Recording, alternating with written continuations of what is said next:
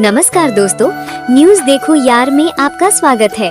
अगर आप इसी तरह रायगढ़ की बड़ी ताज़ा खबरें देखना है तो वीडियो को लाइक और चैनल को सब्सक्राइब जरूर करें। हाई कोर्ट बोला, आई लव यू कहकर हाथ पकड़ना अपराध। पीड़िता की उम्र साबित नहीं, आरोपी पॉक्सो एक्ट से भरी, सजा घटकर 1 साल हुई। छत्तीसगढ़ हाईकोर्ट ने कहा है कि आई लव यू कहकर किसी लड़की का हाथ पकड़ना या अपनी ओर खींचना महिला की मर्यादा भंग करना है। हालांकि पीड़िता की उम्र नाबालिग है या नहीं, ये साबित नहीं होने के कारण आरोपी को पॉक्सो एक्ट से बरी कर दिया गया। Justice NK. चंद्रवंशी की सिंगल बेंच ने 3 साल की सजा को घटाकर 1 साल कर दिया। जानकारी के मुताबिक रायगढ़ जिले के भूपदेवपुर थाना क्षेत्र में रहने वाली लड़की 28 नवंबर 2019 को स्कूल से लौट रही थी। इस दौरान 19 साल का रोहित चौहान उसके पास पहुंचा। उसने लड़की का हाथ पकड़कर आई लव यू कहा और उसे अपनी ओर खींचा।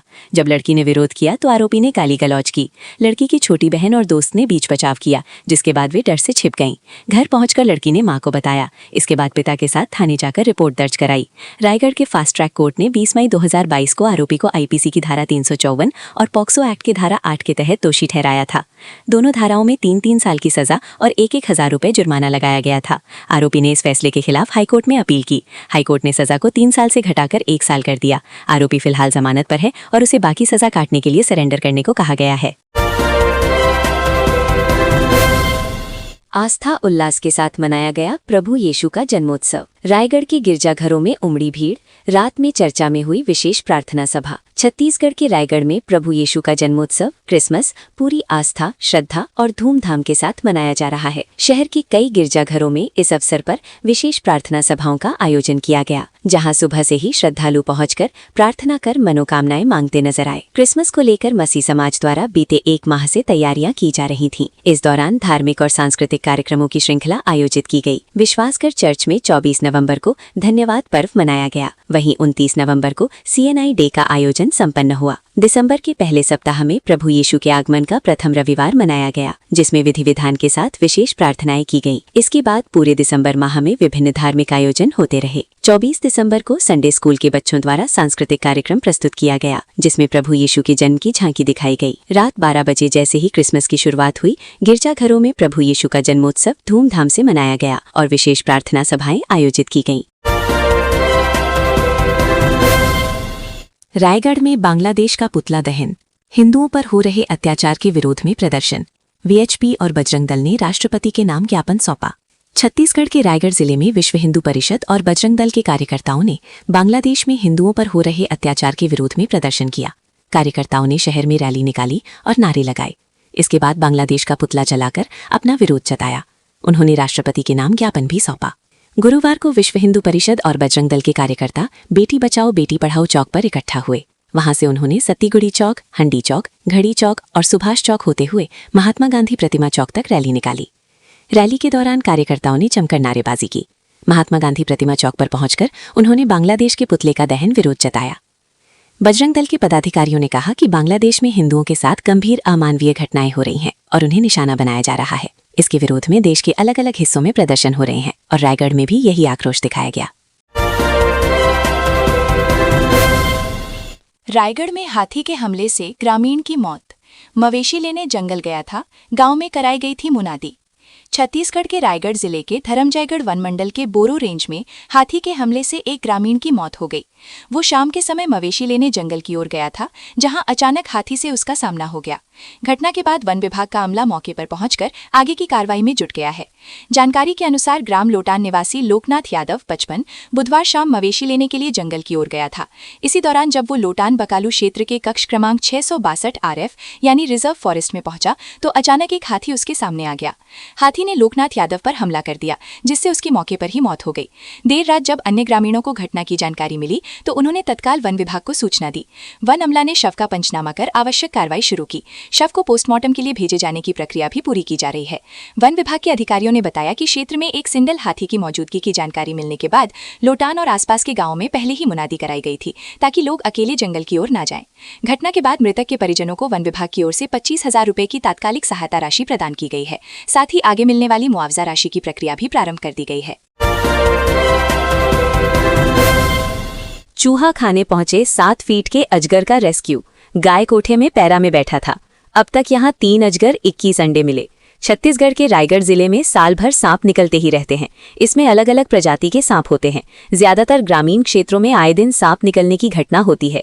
24 दिसंबर को ननसिया गांव के एक ग्रामीण के गाय कोठे में 7 फीट का अजगर पैरा में छिपकर बैठा था। सूचना के बाद मौके पर पहुंची रेस्क्यू टीम ने अजगर को पकड़कर बोरे में भरा और फिर जंगल में छोड़ दिया। ग्रामीण ने बताया कि उनके गाय कोठे में अक्सर अजगर निकलते हैं। इससे पहले इसी कोठे से 3 अजगर और उनके 21 अंडों का रेस्क्यू किया जा चुका है। बुधवार 24 दिसंबर को ननसिया गांव के रहने वाले जागेश्वर प्रसाद ने एनिमल सेवा समिति के पास रेस्क्यू कॉल किया। उन्होंने जानकारी दी कि उनके गाय कोठे में एक बड़ा अजगर पैरा में बैठा हुआ है। सूचना मिलते ही समिति की टीम मौके पर पहुंची। इस दौरान आसपास के लोगों को जानकारी मिली तो वो भी सांप देखने पहुंचे थे। बताया जा रहा है कि चूहा या अन्य शिकार के लिए अजगर यहां पहुंचा था। जैसे ही कोई शिकार उसके पास पहुंचता वो उसे अपना खुराक बना लेता। रेस्क्यू टीम के सदस्यों ने अजगर को पकड़ा। वो काफी फुर्तीला था। टीम ने रेस्क्यू कर अजगर को बोरे में भरा और मेडिकल कॉलेज के आगे जंगल में पानी में अजगर को सुरक्षित छोड़ दिया। रायगढ़ में मुख्यमंत्री ने अटल परिसर का वर्चुअल उद्घाटन किया। 50 लाख की लागत से निर्मित राज्य निर्माण में योगदान और सुशासन पर आधारित वीडियो दिखाया गया।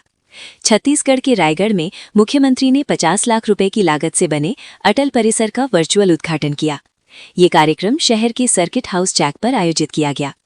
इस अवसर पर अटल बिहारी वाजपेयी के छत्तीसगढ़ राज्य निर्माण में योगदान और मुख्यमंत्री विष्णुदेव साई के नेतृत्व में सुशासन की दिशा में किए गए प्रयासों पर आधारित एक विशेष वीडियो दिखाया गया।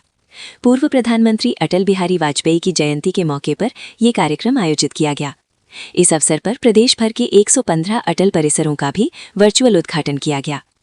कार्यक्रम में वर्चुअल रूप से जुड़े मुख्यमंत्री विष्णुदेव साई ने अपने संबोधन में कहा कि अटल बिहारी वाजपेयी का पूरा जीवन राष्ट्र सेवा और लोकहित के लिए समर्पण का प्रतीक है। मुख्यमंत्री ने कहा कि अटल जी सिर्फ प्रधानमंत्री ही नहीं बल्कि एक दूरदर्शी विचारक थे, जिन्होंने राजनीति को सत्ता नहीं बल्कि सेवा का सशक्त साधन बनाया। उन्होंने ये भी कहा कि छत्तीसगढ़ राज्य का निर्माण अटल जी के ऐतिहासिक नेतृत्व और दूरदृष्टि का उदाहरण है।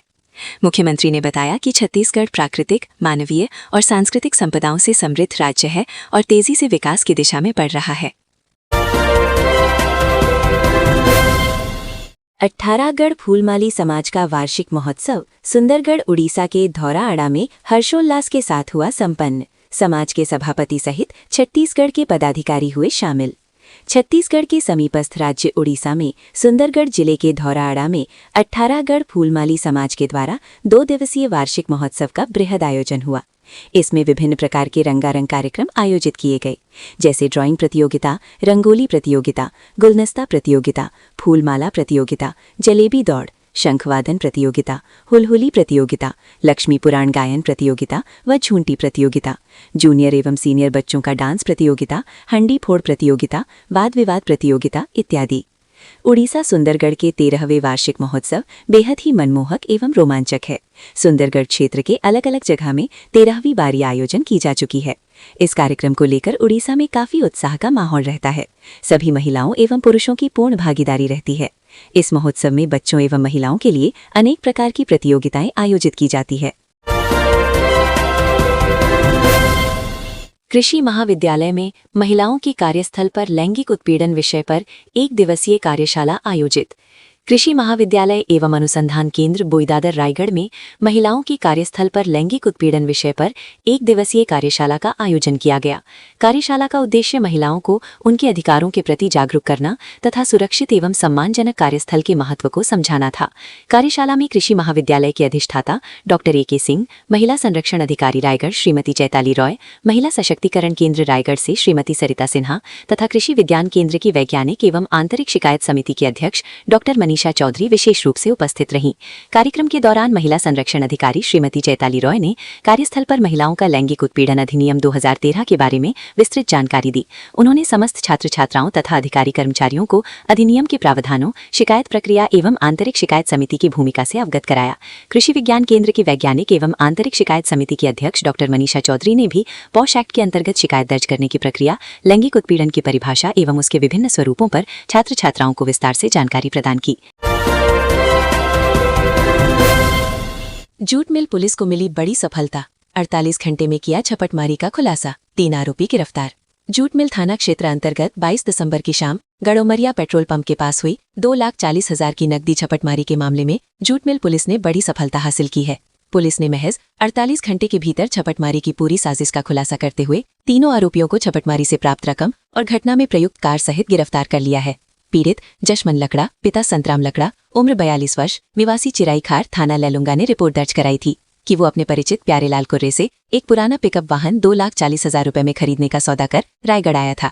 22 दिसंबर को प्यारेलाल के कहने पर वो नगद रकम बैग में लेकर अपने बेटे और भाई के साथ गड़ूमरिया पेट्रोल पंप पहुंचा, जहां पहले से योजना के तहत मौजूद आरोपियों ने बलपूर्वक बैग छीन लिया और आर्टिका कार से फरार हो गए। मामले की गंभीरता को देखते हुए पुलिस अधीक्षक श्री दिव्यांग पटेल के निर्देश एवं नगर पुलिस अधीक्षक श्री मयंक मिश्रा के पर्यवेक्षण में थाना प्रभारी जूट मिल निरीक्षक प्रशांत राव के नेतृत्व में थाना जूट मिल व साइबर सेल की संयुक्त टीम गठित की गई। टीम ने तकनीकी साक्ष्य और सूचना के आधार पर आरोपियों की पतासाजी करते हुए सक्ती जिले में दबिश दी और तीनों आरोपियों को हिरासत में लिया। अगले 3 दिन मौसम का ट्रिपल अटैक, कहीं बर्फबारी, कहीं भारी बारिश, कहीं कड़ाके की ठंड के साथ जहरीले स्मॉग का तांडव। दिसंबर की विदाई करीब है, लेकिन मौसम का मिजाज देखकर ऐसा लग रहा है कि कुदरत ने इस साल के अंत के लिए कुछ अलग ही खतरनाक पटक कथा लिख रखी है। मॉनसून के विदा होने के महीनों बाद भी बारिश और बर्फबारी का सिलसिला थमने का नाम नहीं ले रहा है। भारतीय मौसम विभाग IMD ने एक बड़ा अलर्ट जारी करते हुए चेतावनी दी है कि 26, 27 और 28 दिसंबर को देश के कई हिस्सों में मौसम अपना रौद्र रूप दिखा सकता है। उत्तर भारत में कुदरत का सफेद श्रृंगार शुरू होने वाला है। उत्तराखंड, हिमाचल प्रदेश और लद्दाख की ऊंचाइयों पर भारी हिमपात, बर्फबारी का अनुमान है। इसका सीधा असर मैदानी इलाकों में दिखेगा, जहां ठिठुरन और शीतल लहर कोल्ड वेव का सितम बढ़ेगा। वहीं दक्षिण भारत के केरल और तमिलनाडु में बंगाल की खाड़ी में बने मौसमी तंत्र के कारण अगले 3 दिनों तक मूसलाधार बारिश की चेतावनी दी गई है। छत्तीसगढ़ के औद्योगिक केंद्र रायगढ़ से जो खबरें आ रही हैं वे वाकई डराने वाली हैं। यहाँ ठंड सिर्फ ठिठुरन नहीं बल्कि स्वास्थ्य के लिए हेल्थ इमरजेंसी लेकर आई है।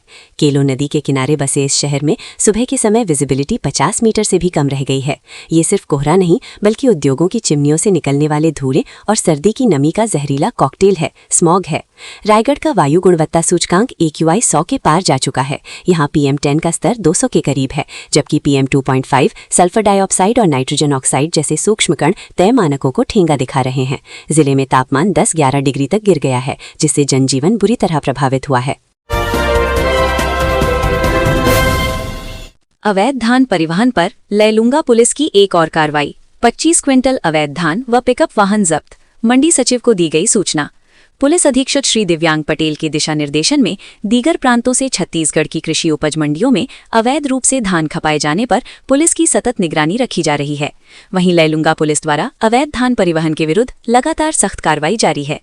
इसी क्रम में दिमाग बीते रात 25 दिसंबर 2025 को गश्त के दौरान थाना प्रभारी लैलूंगा उप निरीक्षक गिरधारी साव को मुखबिर से सूचना प्राप्त हुई, जिसके आधार पर ग्राम कुपाकानी से पाकर गांव के मध्य मेन रोड पर कार्रवाई की गई। पुलिस टीम ने मौके पर एक योद्धा पिकअप वाहन क्रमांक CG 14 MP 3493 को रोककर जांच की। जांच के दौरान वाहन में करीब 25 क्विंटल धान लोड पाया गया, जिसका परिवहन किया जा रहा था। वाहन में सवार व्यक्तियों की पहचान तरुण सिदार पिता मोहित राम सिदार उम्र 21 वर्ष निवासी सुजडेगा मुड़ापारा थाना पत्थलगांव जिला जशपुर एवं हेमंत सिदार पिता शिवशंकर सिदार उम्र 29 वर्ष निवासी केरजू चौकी केरजू थाना सीतापुर जिला सरगुजा के रूप में हुई। पुलिस द्वारा धान के वैध दस्तावेज प्रस्तुत करने हेतु नोटिस जारी किया गया, किंतु अनावेदकों द्वारा धान के संबंध में किसी भी प्रकार का वैध कागजात प्रस्तुत नहीं किया जा सका। इस पर पुलिस ने कारण सबूत में पिकअप वाहन सहित लगभग 25 क्विंटल धान, जिसकी अनुमानित कीमत 77,500 रुपए है, को धारा 106 भारतीय नागरिक सुरक्षा संहिता की कार्रवाई जब्त कर अपने कब्जे में लिया। मामले में अग्रिम वैधानिक कार्रवाई हेतु मंडी सचिव लैलूंगा को सूचना प्रेषित की गई। नशा मुक्त समाज के लिए युवाओं की भूमिका विषय पर दर्री ग्राम में जनजागरूकता। शहीद नंदकुमार पटेल विश्वविद्यालय रायगढ़ से संबद्ध शासकीय उच्च माध्य विद्यालय कछार की राष्ट्रीय सेवा योजना इकाई द्वारा विवि कार्यक्रम समन्वयक डॉक्टर रविंदर कौर चौबे के निर्देशन और विद्यालय के प्राचार्य PC बघेल के मार्गदर्शन में 20 दिसंबर से 26 दिसंबर तक ग्राम पंचायत दर्री में नशा मुक्त समाज के लिए युवा थीम पर आधारित 7 दिवसीय विशेष शिविर का आयोजन कार्यक्रम अधिकारी हरिशंकर पटेल के नेतृत्व में लगभग 60 युवा छात्र छात्राओं की सहभागिता के साथ किया गया है। रासियो शिविर में प्रतिदिन जागरण से लेकर योग, श्रमदान, जागरूकता रैली, बौद्धिक परिचर्चा, खेलकूद, ग्राम भ्रमण आदि के साथ रात्रिकालीन प्रेरक सांस्कृतिक कार्यक्रम संचालित हो रहे हैं। इसी कड़ी में शिविर के छठे दिन शिविर निरीक्षण के साथ बौद्धिक परिचर्चा कार्यक्रम में मुख्य मार्गदर्शक प्रवक्ता के रूप में राष्ट्रीय सेवा योजना के जिला संगठक भोजराम पटेल का प्रवास हुआ।